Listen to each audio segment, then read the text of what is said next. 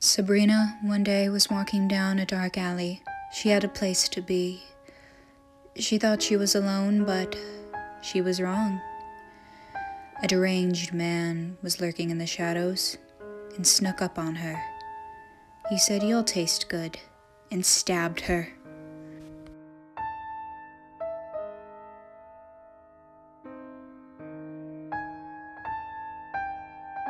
The man took her to where he stayed.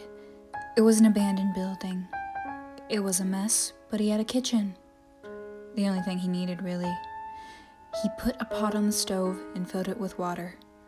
He took her body out of the refrigerator where he stored it and used her to make a stew. He flavored it with many spices. He put milk and whatever he could to make the stew one of a kind. He put it into the water so it could boil and simmer to perfection. This wasn't uncommon for him to do, as many children had gone missing around town. When he finally finished the stew, he sat there and ate as much of it as possible. And afterward, he went to bed, for a nice nap would be perfect after such a well-done meal. He looked at the hat he'd taken off the girl and realized there was a note inside of it. He carefully took the note out and he decided to read it.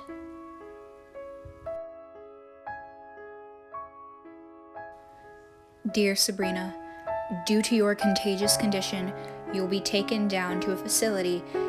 Go down the alley and make sure that you get into the blue car. You will be taken to a leprosy treatment center. Do not get in contact with anybody, as you are not sterile, and the slightest touch could kill somebody in 24 hours. Best regards, Dr. Emily." After that day, much less people went missing from the city.